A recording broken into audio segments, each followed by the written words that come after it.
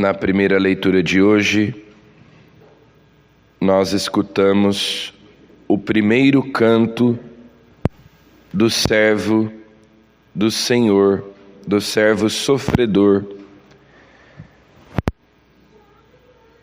que está no livro do profeta Isaías. Eis o meu servo, ele promoverá o julgamento das nações, promoverá o julgamento para obter a verdade, não esmorecerá nem se deixará abater enquanto não estabelecer a justiça na terra. Os países distantes esperam seus ensinamentos. O servo do Senhor, de que fala Isaías, esse é o primeiro canto. Depois, amanhã, quarta-feira, nós vamos escutar os outros trechos do Cântico do Servo Sofredor. É uma profecia que se refere a Jesus e, sobretudo, fala a respeito de sua paixão e morte por causa dos nossos pecados. Mas aqui, nesse primeiro canto, aparece especialmente essa missão de Jesus, a missão do servo sofredor, que é estabelecer a justiça, promover o julgamento das nações. De fato, diante de Jesus crucificado, há um julgamento. Aquele que crê, aquele que não crê. Há uma distinção entre as pessoas. Ele vem para estabelecer a justiça. Então nós nos lembramos que no Novo Testamento, especialmente nas cartas de São Paulo, quando se fala da justiça de Deus, significa o ato pelo qual Deus nos torna justos. Portanto, a justificação. Um homem justo, ali no Antigo Testamento e também no Novo, mas especialmente no Antigo Testamento, justo é a mesma coisa que um homem ou uma mulher santo. Ser justo é ser santo, é ser agradável a Deus, é ser amigo de Deus, é cumprir os mandamentos de Deus. Mas é Ele quem nos justifica, Ele vem para estabelecer um julgamento. Pela fé em Jesus nós somos justificados, somos salvos e santificados. Os nossos pecados são perdoados, expiados. Essa é a sua missão. E os seus ensinamentos são esperados pelos países distantes.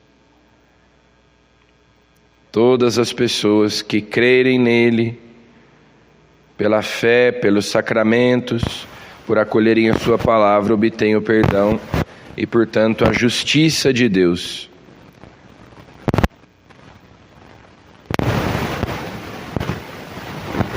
Há uma expressão usada por Isaías aqui nesse trecho que nós escutamos do Cântico do Servo Sofredor, que é: ele não quebra uma cana rachada, nem apaga um pavio que ainda fumega. Ou seja, ele não visa a nossa destruição, a nossa condenação. Ele nos dá uma chance e depois outra chance e ainda uma outra. Ele não quebra a cana rachada. nem apaga um pavio que ainda fumega. Ele quer a salvação de todos nós e por isso Ele vai com paciência esperando a nossa conversão. E não apenas esperando, mas agindo de modo a produzir em nós essa conversão.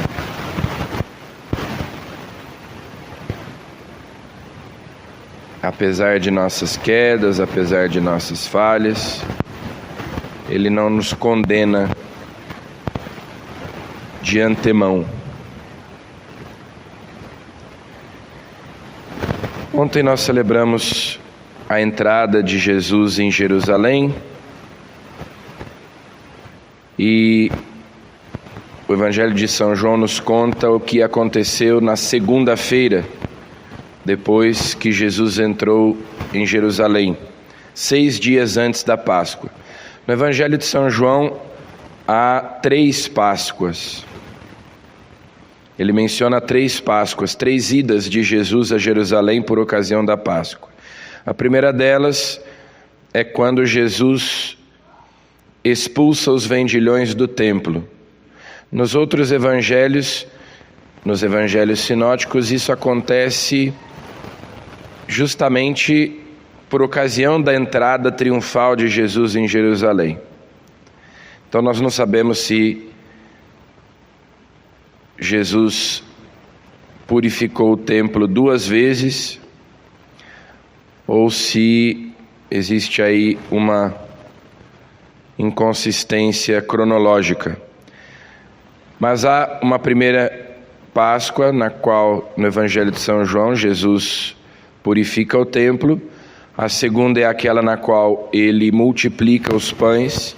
E a terceira é aquela na qual acontece a sua Páscoa, a sua morte e ressurreição. Então, aqui 6 dias antes da Páscoa, Jesus vai a Betânia, que ficava bem perto de Jerusalém, hospedar-se na casa de Lázaro, Maria, Marta, seus amigos, e ali acontece a unção de Betânia. Maria tem um vaso de nardo puro, meio litro de perfume, e ela unge os pés de Jesus. A casa inteira ficou cheia do perfume do bálsamo. E Jesus diz que aquele ato de generosidade é uma forma de antecipar, preparar a sua sepultura, porque de fato depois da morte de Jesus, o seu corpo será preparado como os judeus faziam com perfumes.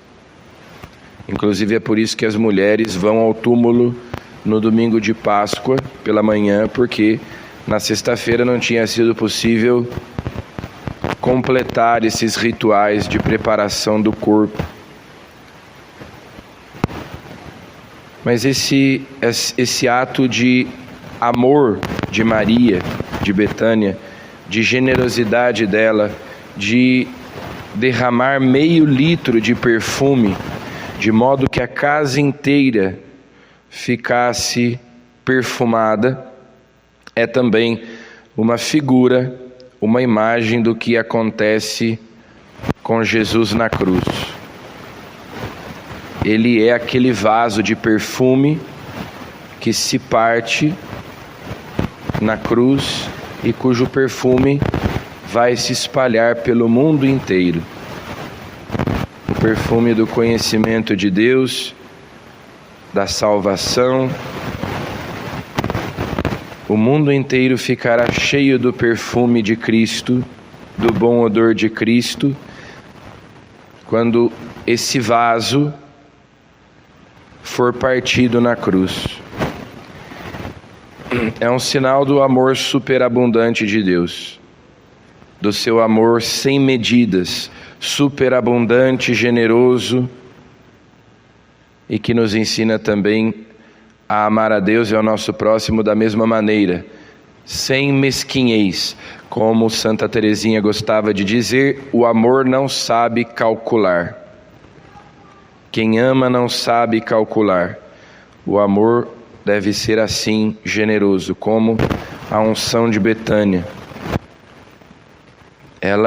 Maria, não calculou, não foi mesquinha, ao contrário, foi generosa. Meio litro de perfume, de modo que tudo ficou impregnado com aquele perfume. E assim como Jesus na cruz, que esses perfumes eles se guardavam em vasos, que muitas vezes precisavam ser quebrados. Assim como Jesus agiu, não poupando nada de si e se dando completamente pela nossa salvação, também, mais uma vez, como ontem nós meditávamos, nós temos que aprender esta lição, seguir esse exemplo que Jesus nos dá na sua paixão e amarmos com generosidade. E, como nos ensina São Paulo, espalhar no mundo o bom odor de Cristo, o perfume da fé, do conhecimento de Deus. Então peçamos a Ele que o mistério da sua paixão aconteça na nossa vida e nós também aprendamos a amar assim, com generosidade. Amém.